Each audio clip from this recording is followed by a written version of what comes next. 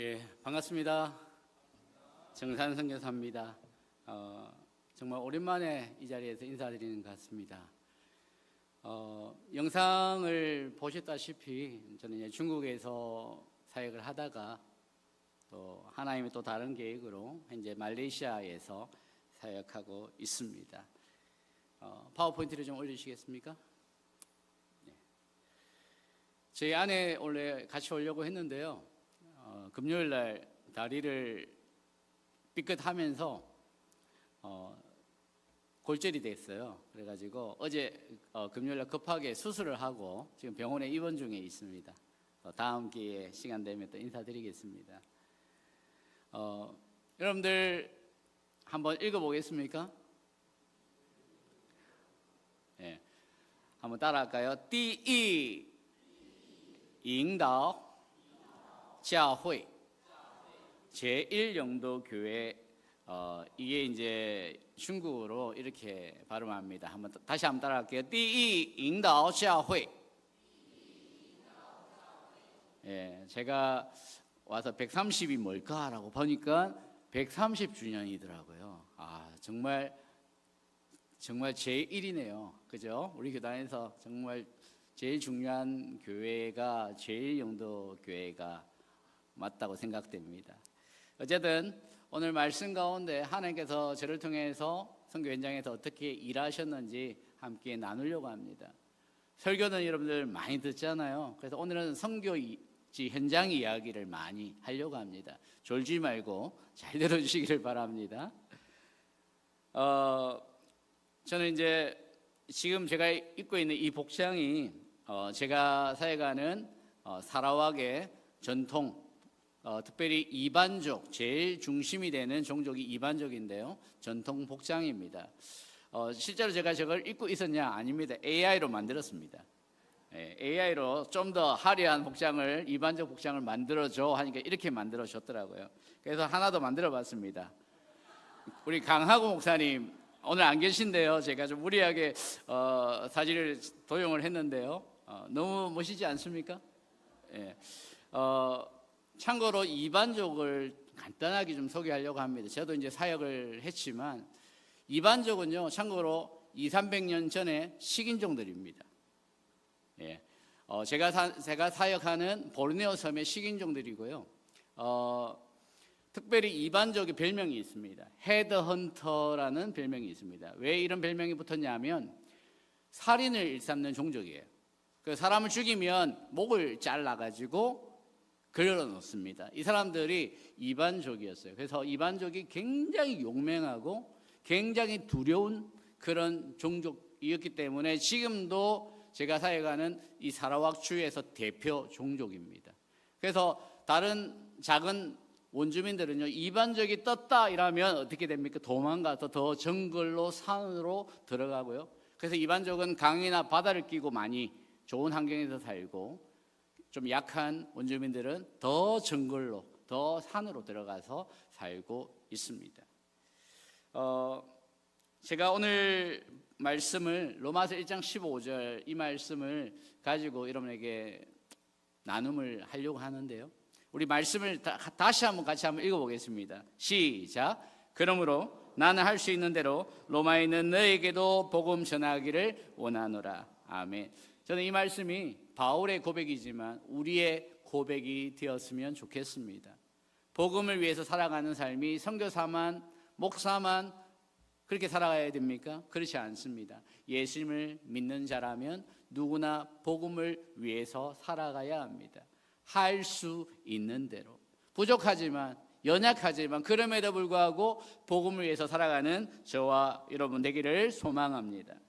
우리 가족들 사진인데요. 우리 큰아들 에녹이는 지금 이제 고신대학교 신학과 1학년에 재학 중에 있습니다. 둘째는 고등학교 2학년이고요. 이제 한국의 대학을 가려고 검정고시를 쳤고 이제 열심히 수능 준비를 하고 있습니다.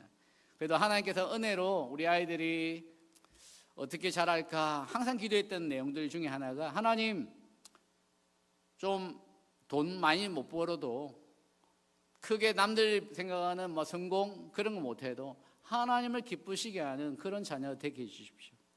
하나님을 감동시키는 그런 자녀 되게 해주십시오. 그렇게 기도했던 것 같아요. 물론 우리 큰애도 이제 자기의 마음이 있어서 신학과에 입학을 해서 공부를 하고 있지만 또 모르죠. 하나님께서 어떻게 인도하실지. 그래도 저는 이 아이들이 믿음 안에서 잘 자랄 수 있도록 그렇게 계속 기도하고 있습니다. 중국에서 저는 저게 보이는 지도 베트남하고 맞닿아져 있습니다. 제일 남단 난닝이라는 도시에서 사역을 했었습니다. 여러분 난닝구의 난닝 쉽죠? 기억하시죠? 나중에 제가 중국을 나오고 나서 알게 됐는데 이 난닝이라는 도시가 북한 탈북자들이 거쳐갔던 지역이더라고요. 베트남에 들어가기 위해 무조건 난닝을 거쳐야 되거든요.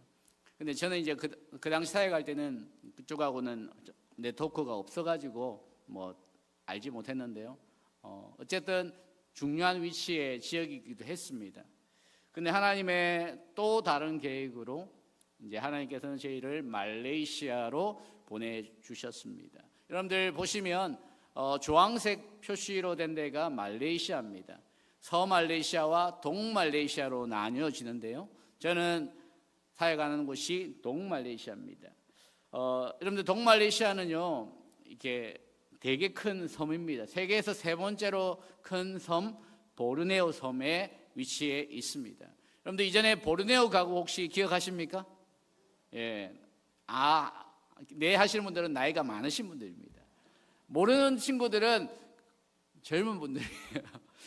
근데 저도 이곳에 갈지 생각도 못했거든요. 근데 보르네오 섬에 가니까 옛날에 보르네오 가구 이렇게 생각이 나고 동말레이시아를 보면 이렇게 동쪽으로는 코타키나발루 들어보셨습니까?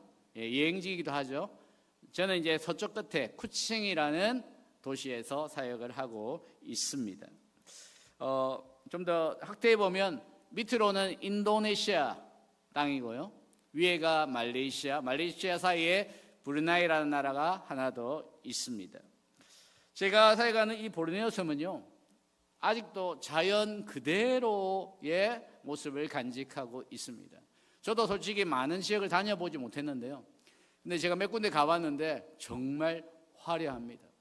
웅장합니다. 공룡이 막 익룡이 날아갈 것 같고요. 공룡이 막 튀어나올 것 같은 그런 비주얼의 그런 정글이 아직도 여전히 많이 있습니다. 뭐 앞으로 얼마나 많이 다녀볼지는 모르겠지만 어쨌든 여전히 많은 동물들이 절비하고 제가 지금 현재 살고 있는 집 바로 앞에도요, 원숭이들이 그냥 천지빽가리입니다. 너무너무 많이 원숭이들이 많아요. 한 번씩 저희 차에 올라와가지고 앉아서 놀다 가기도 하고요. 앞에 한 2m 되는 그 도마뱀들이 막 기어다닙니다. 뭐 정갈 뭐 이런 것들은 말도 뭐 너무 많고요. 어쨌든 그런 곳에 또 이제 오염되지 않은 그런 곳에서 지금 저희들은 살면서 그렇게 사역을 하고 있습니다. 제가 사는 동네 이름이 쿠칭입니다. 처음 들어보셨죠? 이제는 좀 기억해 주시면 좋겠습니다. 쿠칭이라는 동네, 누가 그러더라고요. 중국 도시 아니에요. 아니, 말레이시아의 도시 이름이 쿠칭입니다. 여러분들 저게 고양이 보이십니까? 제가 키우던 고양이들입니다. 근데요, 쿠칭이 말레이어로 고양이라는 뜻입니다. 그래서 제가 고양이를 사진을 올렸는데요. 지금 이제 제 고양이들 입양을 보내고 왔는데, 어쨌든 이 쿠칭이라는 도시에서 사역하고 있습니다. 제가 말레이시아의 쿠칭에 도착하니까 정말 감사한 게 뭔지 아십니까? 제가 중국에서 있다가 왔잖아요. 그래서 중국어를 하잖아요. 왔는데 말레이시아는 말레이어가 국가 언어입니다. 국어입니다. 그리고 영어를 공용어로 사용합니다. 그런데 제가 사는 이 쿠칭에 도착했는데 중국어가 다 되는 거예요. 우리 아이들 학교에 등록하는데 중국어로 교감쌤하고 이야기하고, 차량을 살려고 하는데 차량 중개인이 중국어로 다 소통이 되고, 집을 렌트하려고 중개인 만났는데 중국어로 다 됩니다. 생활 속에서 중국어만 사용해도 아무 어려움이 없는 곳이 쿠칭이라는 곳이었습니다. 하나님 왜 저에게 이런 좋은 곳에 보내주셨습니까?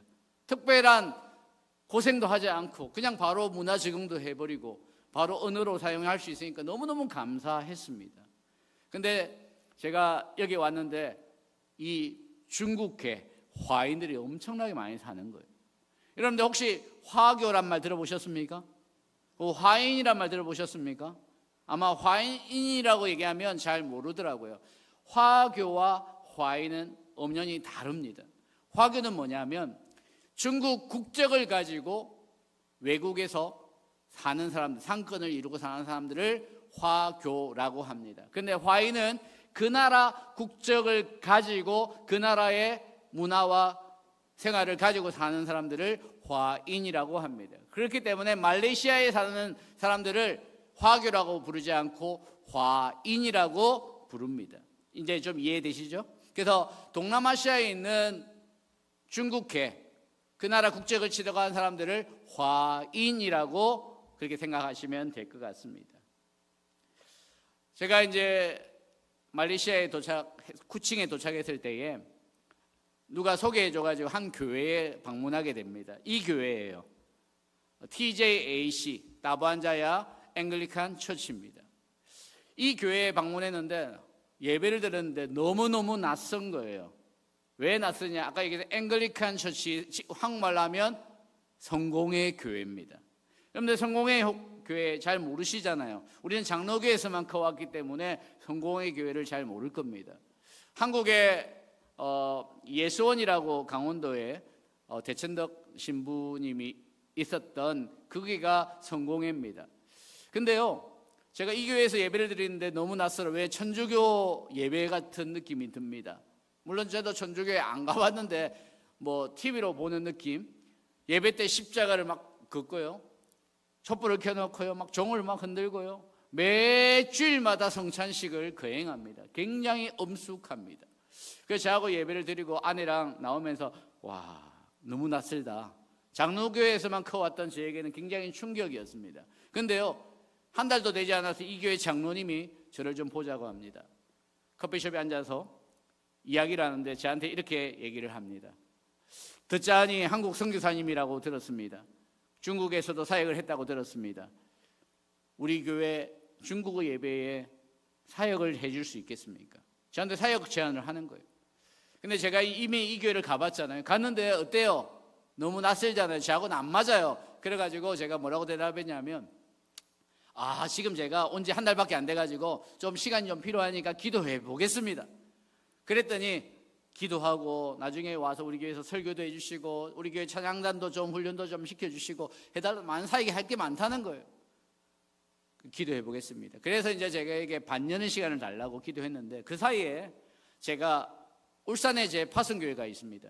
파송교회 담임 목사님에게 전화를 드렸습니다. 지금 이제 올로 목사님 되셨는데요. 목사님, 사실은요, 성공의 교회에서 사역을 해달라고 제안이 왔습니다.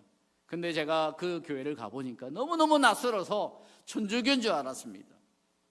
근데 그 목사님 뭐라고 하시냐면, 그렇죠, 성공의 교회 굉장히 낯설죠. 그런데 성공의 교회가 우리 고신 신학하고 더 가깝습니다. 그러는 거예요. 예? 전혀, 물론 제가 이제 공부를 안 해봐서 잘 모르지만 이 목사님이, 담임 목사님께서 고신 신학하고 더 가깝다는, 더 성경적이고 더 보수적이라는 거예요. 알고 보니까 담임 목사님이 영국에서 유학을 하셨는데 4년 동안 성공의 교회를 다니셨더라고요. 그러면서 뭐라고 하시냐면, 정성교사님 신학대학원 다닐 때 존 스터트 목사님 책으로 공부하지 않았습니까? 예, 했죠. 레포트도 많이 쓰고 필독서도 많았고 또 그리고 수업 시간에 교재로도 많이 사용을 했습니다. 맞아요. 그 존 스터트 목사님이 성공의 목사입니다. 우리 고신교단이 그분의 신학적인 가르침을 가지고 공부하고 있습니다. 그 얘기하는 거예요. 그렇구나. 아무 생각도 못했던 그 부분을 이 목사님을 통해서 알게 하시면서 뭐라고 하시냐면, 정성교사님의 그 열정으로 그 성공의 교회를 한번 바꾸어 보십시오. 정성교사님의 그 뜨거움으로 이 성공의 교회를 한번 깨보십시오. 그리 말씀하시는 거예요. 머리 한편으로 뭔가 충격이 되게 크게 받았어요. 그래, 알겠습니다. 목사님, 기도해 보겠습니다. 기도하는 가운데 어떤 일이 벌어지냐면, 제가 그때 이후로 한 달에 한 번씩만 이 교회를 주일에 출석했습니다. 근데 한 번, 두 번, 세 번, 네 번 갈 때마다 마음 가운데 이 마음을 주시는 거예요. 이 사람들이 하는 매주 읽는 교동문 같은 것들이 은혜가 되기 시작합니다. 그리고 예배가 왠지 그 안에 성령님께서 임재하는 것을 느끼게 됩니다.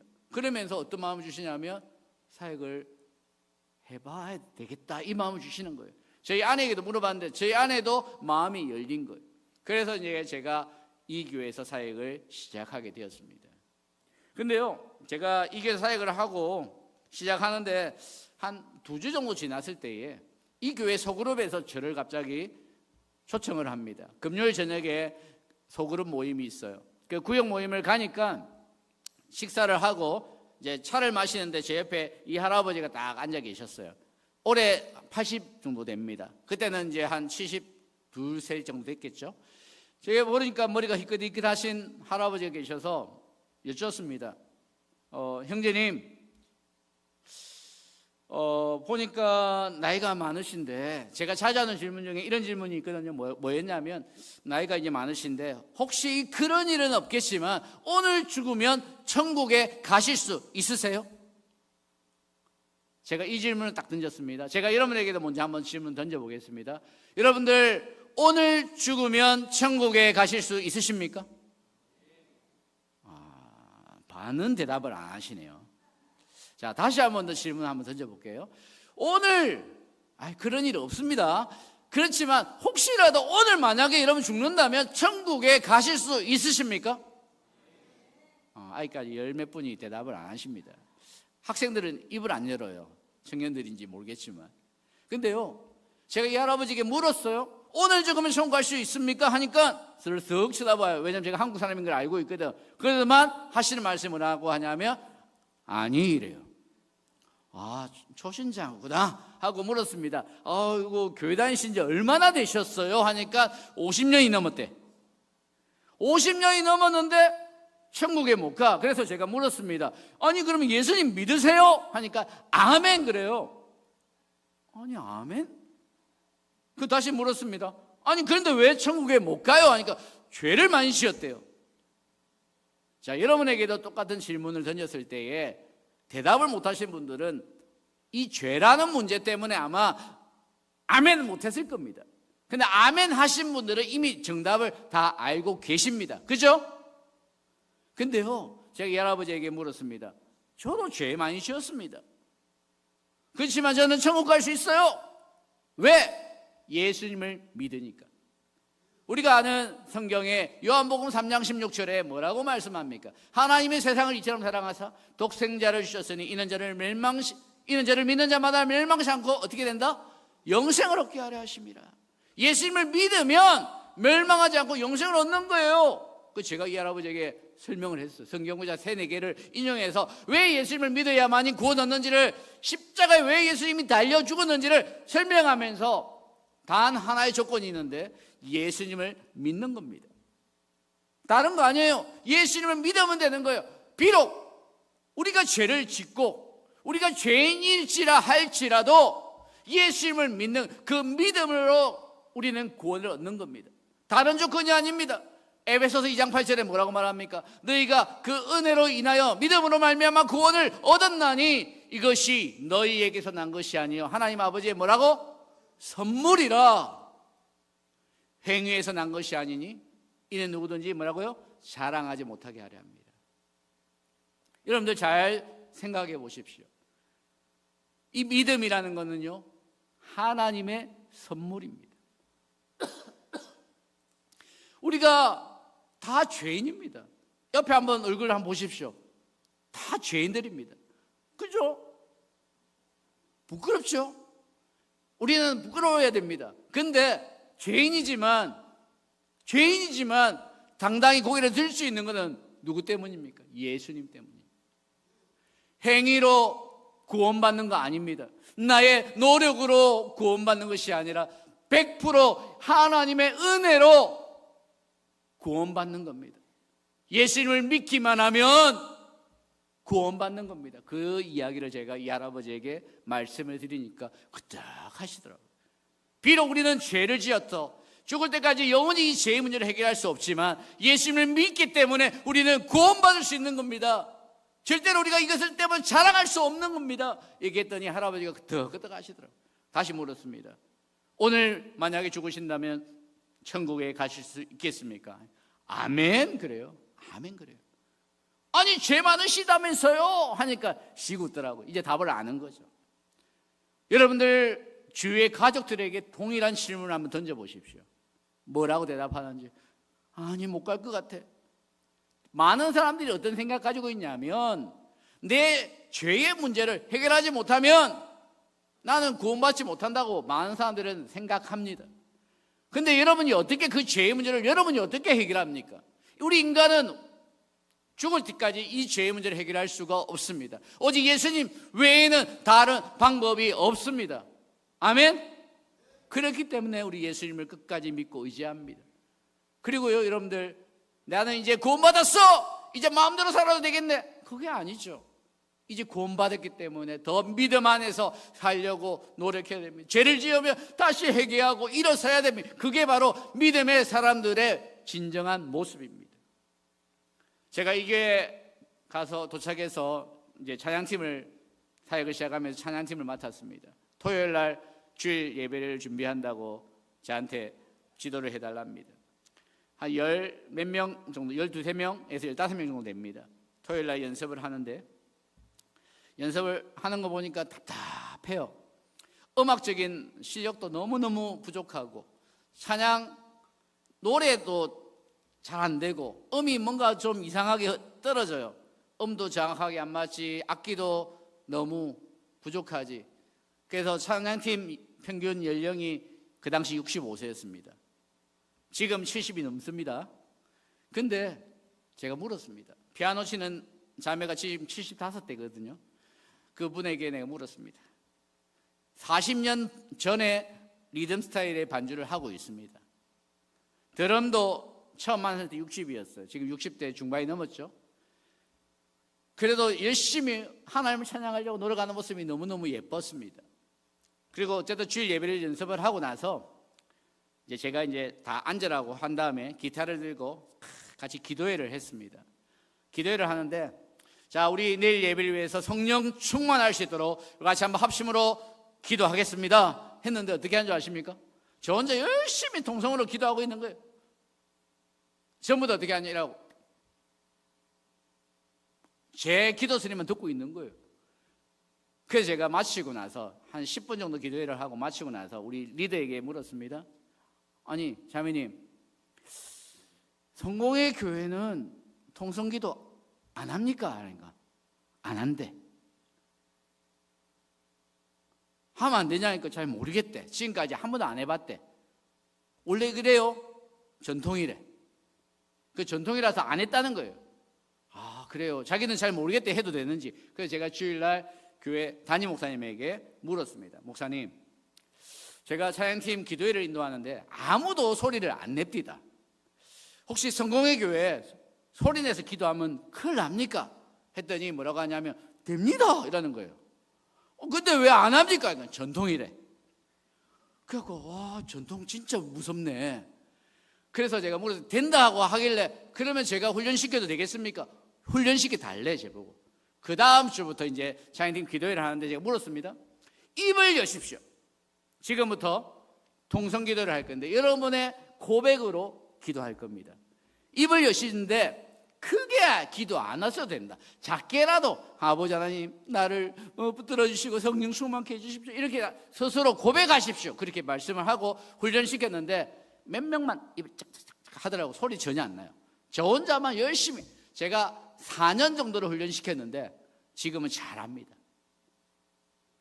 그리고 나서 제가 첫 번째 금요기도회를 참석했습니다. 와 충격이었습니다. 그때는 이제 첫 번째니까 저는 참석을 인도 안 하고 앞쪽에 앉아서 예배를 참석을 했는데요. 찬양은 우리하고 비슷해요. 손도 들고요, 박수도 치고요, 일어나서 그렇게 예배를 찬양을 드립니다. 아 그래 찬양은 괜찮네. 그리고 나서 설교를 담임 목사님이 중국어로 했습니다. 설교도 우리나라하고 비슷합니다. 그런데 기도회를 딱 시작하는데 어떻게 하냐? 찬양 인도자가 찬양 한 곡을 딱 부르고 나서 한 자매가 올라오더니 갑자기 종이를 쫙 펴요. 기도문을 읽기 시작합니다. 마지막에 예수님의 이름으로 기도합니다. 아멘 하니까 회중들이 아멘 그래요. 그리고 또 찬양 한 곡을 드리고 또 한 자매가 올라오더니 또 기도문을 읽어요. 아멘. 세 번째 아멘. 회중들은 그냥 아멘 하고 끝인 거예요. 그리고 나서 끝났대. 그리고 나서 저보고 저 뒤에 빨리 먹을 거 있으니까 빨리 오라고 나보고 막 손짓하더라고요. 그래서 제가 물었어요. 옆에 있는 분에게. 개인기도 안 합니까? 없대. 에? 아니 지금 금요 기도회로 기도하러 온 거 아니냐고. 왜 개인기도 안 하냐고 하니까 해본 적이 없대. 그래가지고 제가 뭘 했냐면 조금 당황스럽더라고. 아니 내가 지금 기도하러 정말 오늘 밤에 은혜 받으려고 사모하고 왔는데 너무너무 허무함이 있는 거예요. 그래서 뒤에 가서 막 먹고 있는데 담임 목사님이 있어요. 그래서 물었어요. 목사님 성공의 교회는 이렇게 금요기도 하면 합심기도 안 합니까? 그러니까 없대. 그래가지고 하면 안 됩니까? 그러니까 해도 될 것 같은데 근데 왜 안 합니까? 그러니까 전통이래. 여러분들 130년 전통을 가진 제1영도교회 혹시 못 고칠 전통이 혹시 있습니까? 그렇지는 않잖아요. 성공의 교회가 그만큼 보수적이고 그만큼 전통에 휩싸여 있는 거예요. 제가 그걸 보면서 목사님에게 뭐라고 했냐. 목사님 만약에 목사님 허락하시면 제가 다음 금요기대회부터 제가 맡아서 인도해 보겠습니다. 그래 주겠냐고. 제보고 금요기도 인도한다니까 너무 좋아하면서 인도해 달라고. 그 다음에 이제 제가 금요기대회를 인도하기 위해서 저 혼자 되는 게 아니라 찬양팀을 훈련시켜야 되잖아요. 찬양팀에게 연습을 할 때 당부를 합니다. 피아노 치는 자매님, 할머니, 제가 통성으로 찬양 앞에 찬양이랑 말씀은 비슷한데 기도회가 아니 다르니까 제가 통성으로 기도하겠습니다 하면 피아노를 크게 쳐주셔야 됩니다. 오케이 알겠대. 걱정하지 말해. 드럼 치는 형제님, 제가 통성으로 기도하겠습니다 하면 큰 소리로 쳐주셔야 됩니다. 걱정 없대. 알겠대. 그래 됐다. 싱하는 분들에게도 마이크를 입술에 딱 대고 통성으로 기도하겠습니다 하면 크게 안 해도 된다. 대신에 작게라도 소리를 내서 마이크를 통해서 소리가 나갈 수 있도록 기도해 주십시오 하니까 걱정하지 말고 맡겨달래. 그래서 이제 금요기도에 찬양을 제가 인도하고 설교도 제가 하고 기도회를 하는데 첫 번째 기도, 하나님 성령님 오늘 이 밤에 우리 가운데 임재하여 주시옵소서, 우리의 마음을 완전히 변화시켜 주시옵소서 하고 우리 주여 삼창을 외치고 기도하겠습니다. 제가 미쳤나 봐요. 주여 삼창을 외친 그때는 생각도 못했는데 주여 삼창을 주와 주와 주와 이렇게 중국어로 하거든요. 주여 삼창을 외치고 우리가 한번 통성으로 기도하겠습니다 했는데 난리가 났습니다. 주여 삼창 하니까 저는 기타를 이렇게 열심히 치고 소리 내서 막 통성으로 기도했는데 아무도 안 따라와요. 드럼, 피아노, 마이크 전부 내려놓고 이러고 있는 거예요. 입을 아예 뻥끗 안 하고. 제가 손짓하면서 좀 따라와라, 좀 해달라고. 그래 아무도 안 따라오는 거예요. 미치겠는 거예요. 혼자서 기타를 들고 30분 동안 기도회를 인도했습니다. 근데요 30분 딱 기도회를 마치고 나서 난리가 났습니다. 우리는 한국은 카톡 쓰잖아요. 말레이시아는 왓츠앱이라는 메신저를 씁니다. 교회 메신저 방에 있는데 거기에 갑자기 예배 마치고 집으로 운전하면서 가고 있는데 갑자기 뭔가 막 올라와요. 보니까 오늘 시끄러워 죽는 줄 알았다. 한 번도 통성기도를 안 해본 사람들에게 주야 이 삼창도 하고 얼마나 제가 큰 소리로 기도 인도를 했는지 막 너무너무 시끄러웠다는 거예요. 한 번도 이런 경험을 안 해본 사람들이잖아요. 제 아내가 뭐라 합니다. 봐라 당신 무리했다. 주여 삼창은 안 했어야지 이러면서 막 저한테 막 도리어 뭐라 하더라고요. 어찌할 거야 이러면서. 근데 한편으로 마음이 무너지더라고요. 근데 감사한 게 20분 뒤에 한 자매가 장문의 글이 올라옵니다. 내용을 보니까 오늘 밤에 기도하는데 성령님께서 내 마음을 만지셨어요. 성령님께서 내 마음을 만지면 저에게 폭포수 같은 눈물이 막 쏟아지면서 계속 울었다는 거예요. 알고 보니까 앞쪽에 앉았던 자매인데 은혜 받는 모습이 몇 명이 은혜 받더라고요. 정말 그 자매가 그런 고백을 하면서 장문의 글이 올라오는데 그래도 내가 그걸 보면서 다행이다, 은혜 받는 사람이 있었구나. 그 글이 올라오니까 사람들이 갑자기 하트, 따봉 뭐 이런 게 막 올라오기 시작합니다. 한편으로 위로가 됐습니다. 그리고 그날 밤이 흐르고 그 다음날 아침이 됐는데 또 다른 자매 한 명이 장문의 글을 올려요.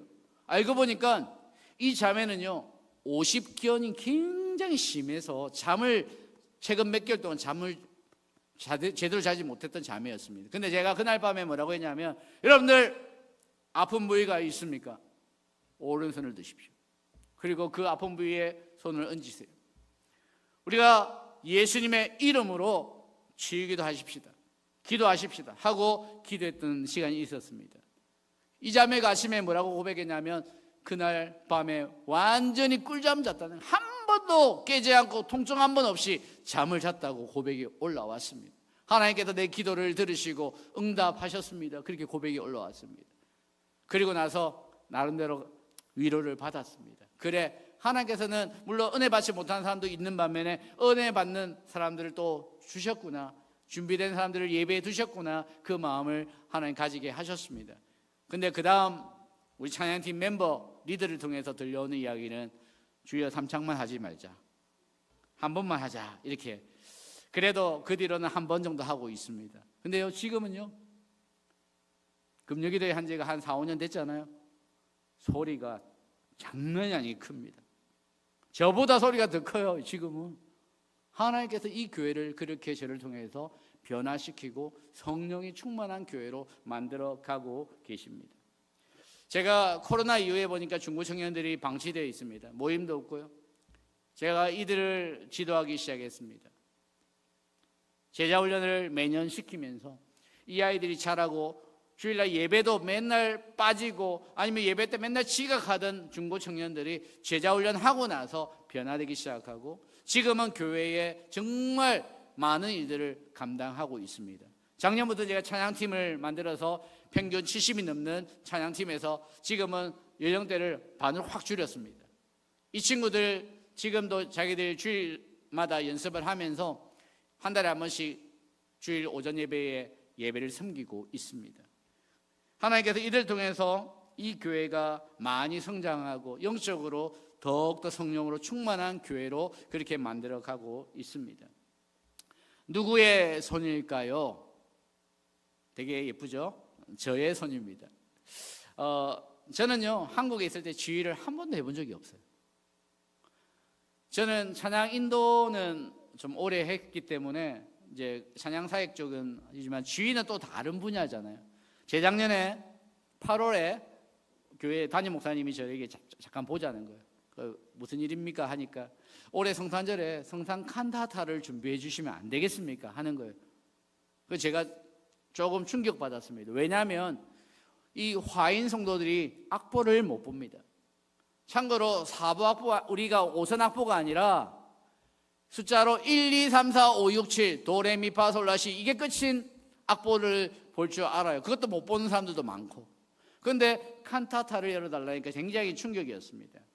그래서 제가, 근데 목사님의 눈빛이 너무너무 간절해 보였어요. 그래서 제가 알겠습니다, 뭐 어떻게든 만들어 보겠습니다. 저희 집에 와서 아내랑, 여보 칸타타를 만들어 달라는데 당신이 반주를 해야 될 것 같아. 제 아내 평생 사부 반주 한 번도 해본 적이 없는 사람입니다. 당신이 해야 돼, 당신 말고는 아무도 할 사람 없어, 나 못해 라는 거예요. 그래서 해야 돼, 무조건 해야 돼, 넉 달 남았으니까 지금부터 해야 돼. 그래서 네 곡을, 네가 할 수 있는 곡만 골라, 성탄곡을 네 곡을 골랐습니다. 4부 악보를 다 만들었습니다. 프린트를 다 해서 주일날 제가 목사님에게 광고를 해 주십시오. 2주 광고를 해서 38명이 모였습니다. 참고로 저희 중국 예배에 평균 95명 정도 되는데 38명이 칸타타를 한다고 모인 거예요. 그래서 제가 악보를 나눠주니까 사람들이 악보를 보더니 저를 한번 쳐다보고 악보 한번 쳐다보고, 왜냐하면 다 악보를 못 보니까. 그래서 저한테 묻는 거예요. 이거 어떻게, 악보 어떻게 보는 거냐고. 천천히 연습합시다 그랬는데, 그 다음 주에 연습을 하는데 이게 답이 안 나오는 거예요. 완전히 이건 오합지졸인 거죠. 그래서 제가 어떻게 했냐면 모든 곡을 녹음을 하기 시작합니다. 제가 다 알토 녹음, 테너 녹음, 베이스 녹음, 네 곡을 전부 다 녹음을 해서 우리 왓츠의 방에다가 올려줬습니다. 지금부터 한 곡당 500번씩 들으세요. 그리고 통째로 외우세요. 외우는 방 말고는 없는 거잖아요. 외우게 시키고 매주 연습을 하는데 매주 새롭습니다. 이상한 소리가 막 나고요. 목소리 큰 사람이 있으면 다 그 사람 따라가고요. 여러분들 아실 거예요, 성가대 보신 분들은. 근데 한국은 이 네 곡요 하루 만에 끝낼 거를 넉 달 하는데도 답이 안 나오는 거예요. 근데 하나님께서 드디어 이 일을 행하셨습니다. 성탄절에 칸타타를 했는데 이때 우리가 교회에서 큰 식당을 빌려 한 800명 정도 손님을 초청해서 했는데요. 뭐 다른 교회 분들도 초청하고 안 믿는 분들도 초청해서 했는데 제일 마지막 클라이막스로 우리 칸타타를 했습니다. 이분들이 얼마나 좋아하는지 몰라요. 우리가 해냈다. 솔직히 제가 이 영상이 있는데 들려드릴 수는 없고 해냈다. 우리가 하나님을 찬양하는 일에 했다. 이 진짜 자부심이 얼굴에 막 웃음꽃이 피는 거예요. 나중에 제가 하나님 앞에 회개했습니다. 왜 회개인 줄 아세요? 하나님, 저는요 음악성 실력에만 자꾸 그렇게 너무 매달렸던 것 같습니다. 근데 하나님, 제가 이들의 모습을 보면서 회개하게 됩니다. 하나님, 저들이 얼마나 부족해도 예배하고 하나님 찬양하고 싶어서 저렇게 노력했고 저렇게 좋아합니까? 하나님, 앞으로 제가 더 예배하는 일에 더 열심히 감당하겠습니다. 그렇게 기도했던 것 같습니다. 저는요 화인을 통해서 일하시는 하나님을 보고 있습니다. 저를 왜 하나님께서 이 말레이시아 쿠칭이라는 곳에 보내셔서 화인교회를 섬기게 하시고 또 그들을 통해서 선교하는 일에 하나님께서 사용할 수 있도록 저를 보내주셨습니다. 화인들이 얼마나 똑똑한 사람인 줄 아십니까? 영어 잘합니다. 중국어 잘합니다. 말레이어 잘합니다. 그리고 중국 남방 지역에 있는 방언들까지 다 잘합니다. 제가 아는 친구 6개 언어를 해요. 영어 수준도 상당히 높습니다. 영국 식민지였기 때문에 영어도 상당히 수준이 높은 영어를 합니다. 저는 이들을 통해서 중국어권이나 영어권에 이들을 훈련시키며 선교사로 보낼 수 있는 좋은 일꾼들이라고 생각하고 앞으로 그런 방향으로 이들을 훈련시키고 선교하려고 기도하고 있습니다. 제가 이 교회에서 사역을 하니까 담임 목사님이 제게 선교 파트를 맡으래요. 그래서 제가 이 교회 선교 어떤 걸 해본 적이 있습니까? 그러니까 해본 적이 없어요. 15년 됐던 교회인데 한 번도 선교해 본 적이 없는 거예요. 교회에 재정도 있습니다. 사람들도 있습니다. 근데도 선교를 안 해봤어요. 물었어요. 왜 선교 안 했습니까? 하니까 어떻게 해야 되는지 잘 몰라서 못했다는 거예요. 그러면 멀리 생각하지 말고 옆에 있는 이반족 그 원주민들부터 우리가 선교합시다. 그래서 제가 올해 가을에 선교를 날짜를 잡아서 훈련을 시킬 테니까 목사님은 사람을 모아주십시오. 28명이 자원해서 3주 동안 제가 토요일 저녁마다 훈련을 시켰습니다. 말레이어, 이반어 찬양을 가르쳐주고 또 레크레이션, 어린이 사역 이런 것들을 훈련을 맡아서 할 수 있도록 지도하고 그렇게 해서 아침에 갔다가 저녁에 돌아오는 코스로 이반족 비전 트립이죠. 출발했습니다. 차 타고 3시간 시골에 들어가서 또 나올 때 차 타고 3시간 나와야 되는데 실제로 거기서 있어서 6시간밖에 안 됩니다. 근데도 지금 보이는 사진에 이 롱하우스 이반족 마을입니다. 갔는데요 저보다 더 좋아합니다. 이 친구들이 저보다 말레이어를 더 잘해요. 화인들이 말레이어를 더 잘하는데 이 처음에는 뻘쭘뻘쭘하고 어떻게 해야 될지 모르는데 나중에는 친해지고 나니까 다 중간에 들어가서 막 교제하고 안고 함께 기도하고 예배하고 막 얼마나 은혜가 충만한 시간인지 모릅니다. 마치고 나서 돌아오는데 담임 목사님이 저한테 이렇게 얘기합니다. 너무너무 좋았습니다. 내년에는 또 옵시다 이라는 거예요. 내년에는 1박 2일로 가입시다 그러는 거예요. 그래서 내가 진짜요? 그래요 1박 2일 갑시다. 그래서 그 다음에 1박 2일로 다녀왔습니다. 1박 2일 다녀오고 난 다음에 뭐라고 하시냐면 내년에는요 옆에 이제 인도네시아에 단기 선교 비전 트립 가입시다. 그래서 그 다음에 4박 5일 인도네시아에 버스 타고 내려가가지고 선교하고 돌아왔습니다.